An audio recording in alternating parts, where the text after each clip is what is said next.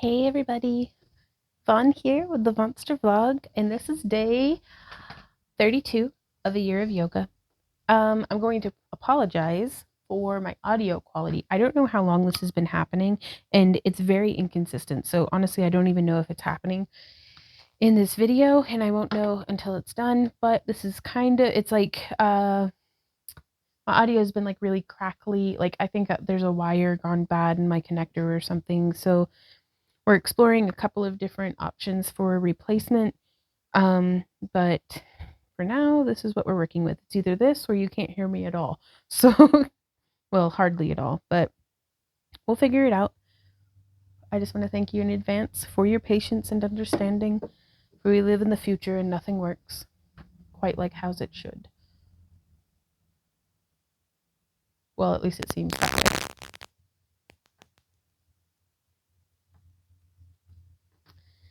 So we have some cedar and sage burning. I'm actually out in the garden today. Before it rained, harvested a whole bunch of kitchen sage, which I like to use in smudge sticks just because I know where it came from. I know it didn't have any pesticides on it. I really like getting to harvest it myself. We are just starting here at the foot of our mat.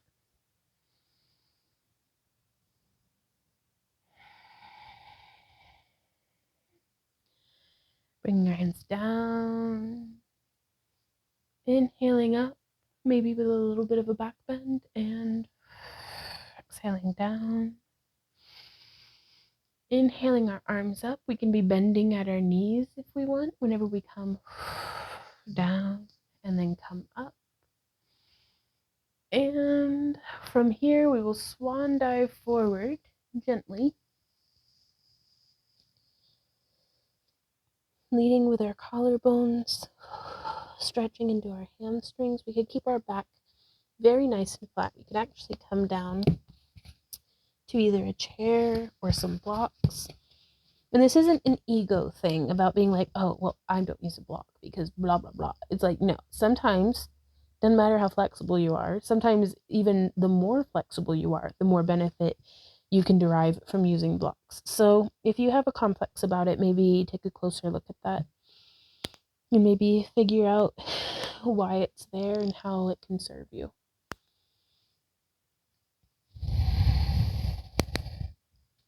I really like using the blocks because I can use it to help me support my upper body, to bring my back very straight, really get in there into those hamstrings. Or I can inhale and exhale down. Use the blocks to relax into as I arc my spine over and really get a nice stretch through my back.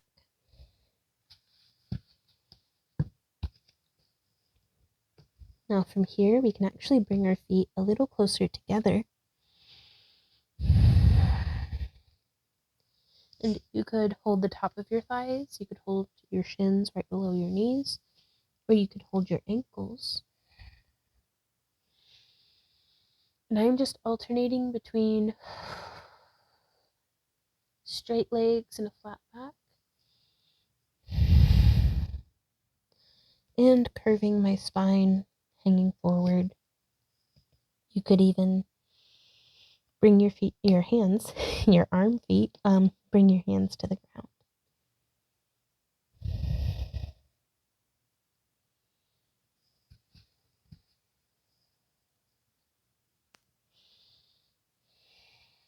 Then we can bend our knees, coming up. We're going to try chair pose today. So keep your knees bent in a way that is safe, and it's hard to call anything in chair pose comfortable, but you don't want to be too far forward, you don't want to be too narrow. You want your knees traveling in line with your feet, or in line with the center of your feet, rather, as we come up. And you can plug your fingertips towards the sky, feel like you're being pulled through them without hunching up around your neck. It's almost like our shoulders, so we can start here, feeling as though our fingertips are being pulled out behind us, actually. And keeping that feeling of downward movement in our shoulders Bring our hands forward.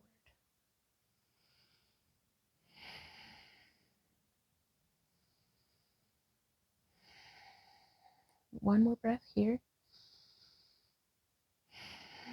And coming up into mountain pose. And now from here, I'm actually going to shift my weight into my right foot and send my roots down. Feeling our toes, our heel, the four corners of our feet. Really sending those roots down.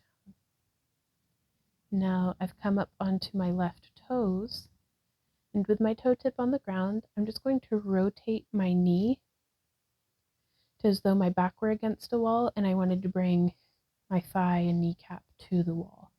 I'm laying flat. We could stay just here. It might be a good spot to stay, I don't know yet. Or we could inch our foot up onto our calf. Still keeping that knee nice and open.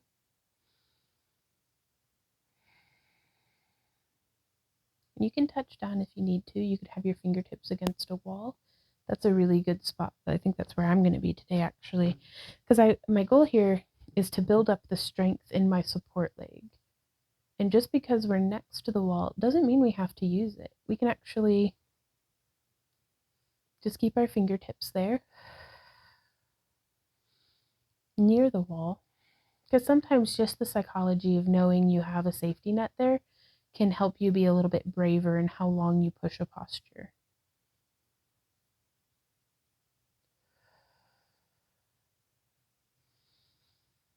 One more inhale.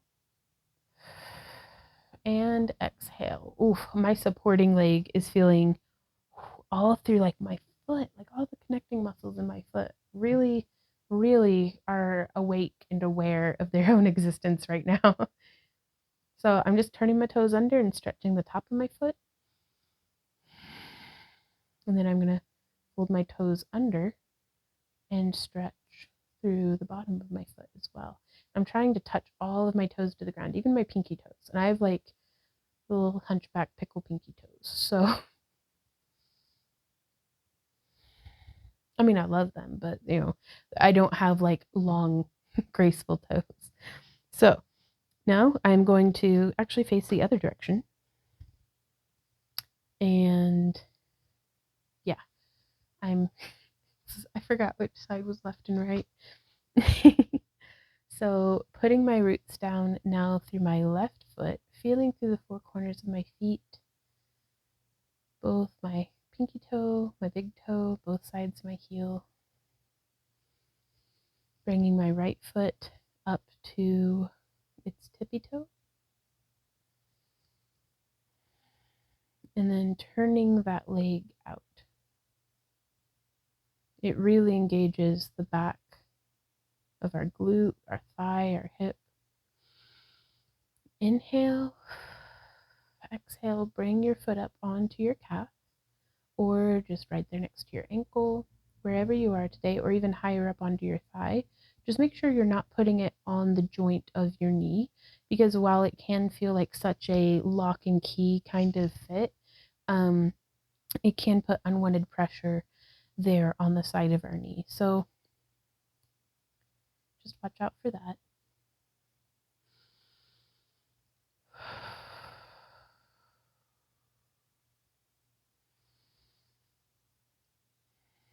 I'm really using the heck out of this support wall.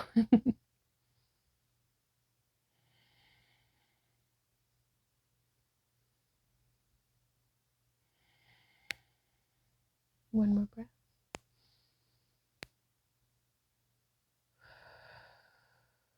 And bring it down. Okay, I'm going to be stepping back onto our mat. Inhaling, arms up. Exhaling, diving down into a forward fold. Oh, I forgot to stretch out my right foot. Or my whatever, that one, the left one. So I'm actually going to roll back up and stretch that foot out. So Just turning it under and kind of getting a stretch through the top of my foot.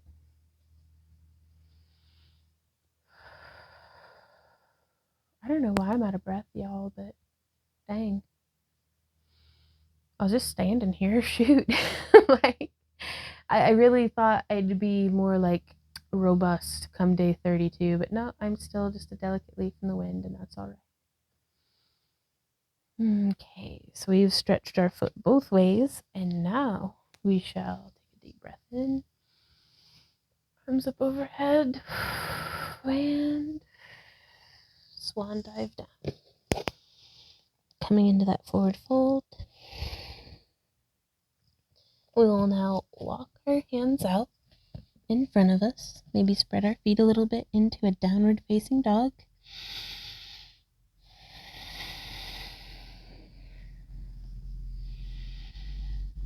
You could walk your feet out, or you could sway side to side.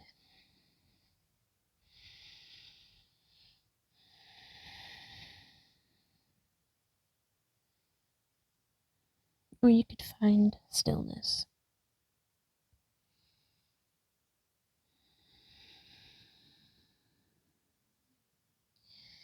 From here, I'm going to inch my hands forward just a little bit, bring my feet together, and lower into a plank. I'm going to hold for a few breaths.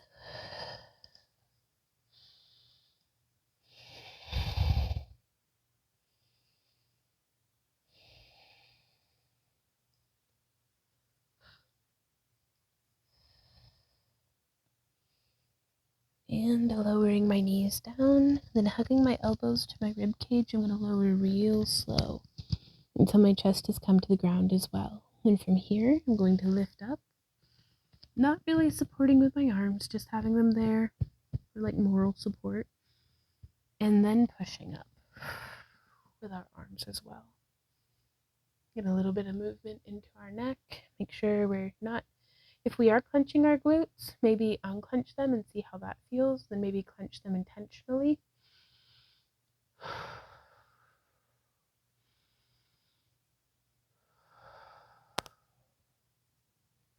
As in all things, trying to find that ease of breath that is not coming easily to me today, but that's all right.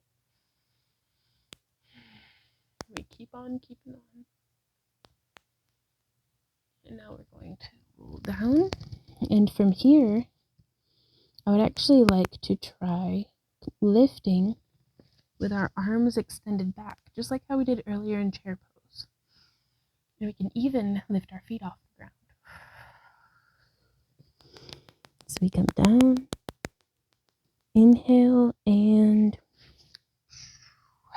launching into, I think this is locust pose. Very difficult for me breathing here, but I'm doing my best. We can do it.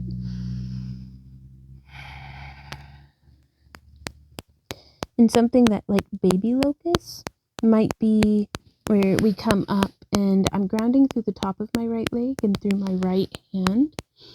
And inhaling, we can support and just lift our right arm and our left leg. And come down and then come up on the other side.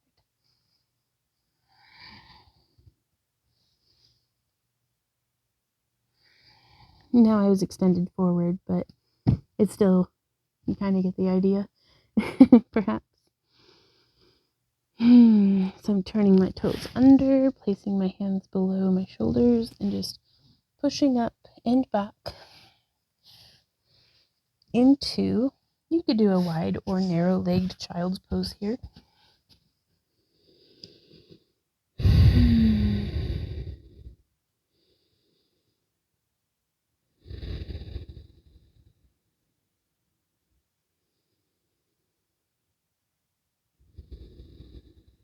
Taking just a couple of peaceful breaths.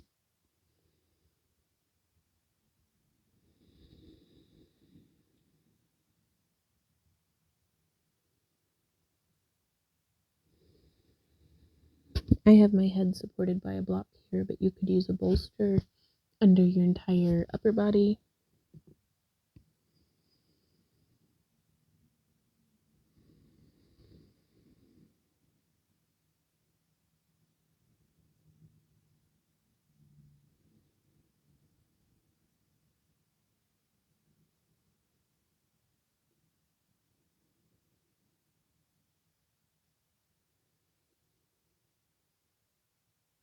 And whenever you're ready, you can bring yourself back up. We're here on our knees. And just like that exercise we were doing yesterday, where we were repeating the slow raise up with a nice tight squeeze at the top, and then with a slow bring down. In this position, we can actually start doing cat-cow. We can make it a little belly dancey. So we can start by actually just tucking our pelvis. We can tuck under, like we're reaching forward into cat, or we could tuck our pelvis out, so it's kind of popping that booty like we're in cow pose. And from here, if you can feel that isolation of the hips, then we can practice really isolating them.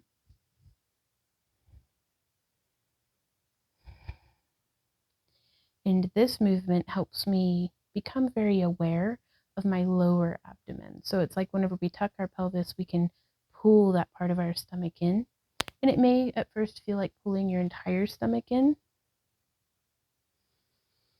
I like to breathe in as I come out of it, and then you can even use your abdomen to kind of, that correlation with movement of breath.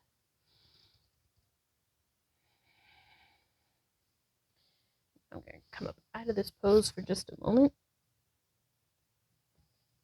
Actually coming forward into tabletop, and we can extend that leg out and lift. And then bring it in. Lift. And bring it in.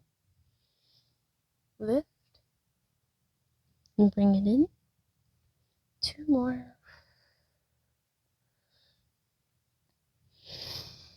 Inhaling as we bring it out, and exhaling as we squeeze it in. Ooh, that actually gave me a little cramp in my abs. Ow. And then onto the other side. Inhaling out, and you can have your foot flexed or pointed. I like the feel of pointing. Ooh, even just some ankle circles is pretty nice. There's 1.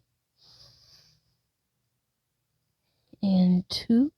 So this is kind of like cat-cow with a leg out. So this is the cow part, and this is the cat part.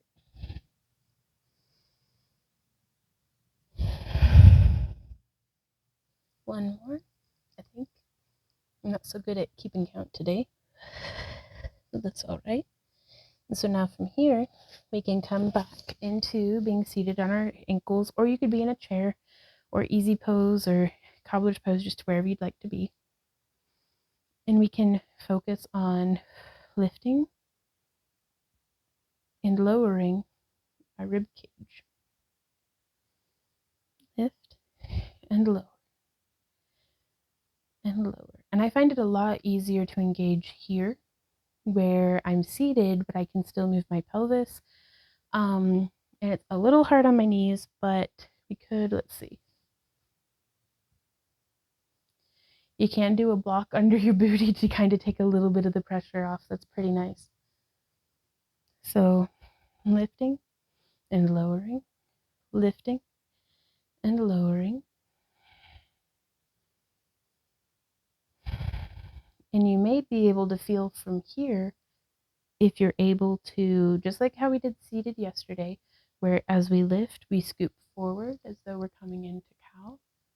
And then as we come back, we start articulating that spine so that we can then come forward. I'm going to take the block out of the way because it's interfering. And you can actually brace against the tops of your thighs with your hands if you want here, just to give you some counter resistance. But you can come through and undulate until we're in that cat position with our pelvis fully tucked under, and scooping through. And from here, you could try moving your hands and just getting that feeling of coming through, scooping, coming back, and kind of rolling one little vertebrae at a time before you tuck under and come through. And it's the same motion that we've been doing through cat-cow.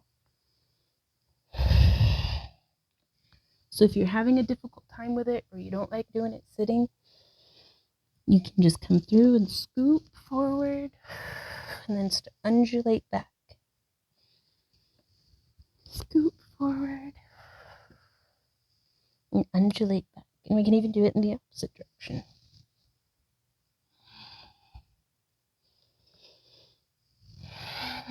Tipping that booty, then rolling up through our spine, and then coming down almost into a cobra pose before leading with the booty again.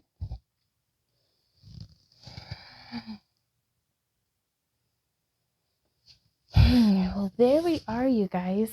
It wasn't too much today, but I think that'll be all right. I'm still, like, this whole time, I'm kind of in the back of my mind fretting about the audio quality. So hopefully that'll get taken care of. Let me know how you guys are doing. Day 32, y'all. Like, what the heck? We made it. We got here. And we're just going to keep on going. So thank you guys so much for joining me here, even with the audio quality. And I will see you hopefully in tomorrow's video for day 33. And if you have any questions, any comments, or ideas, do leave them down below. I love hearing from you guys. And until next time, y'all, keep on keeping on. Bye.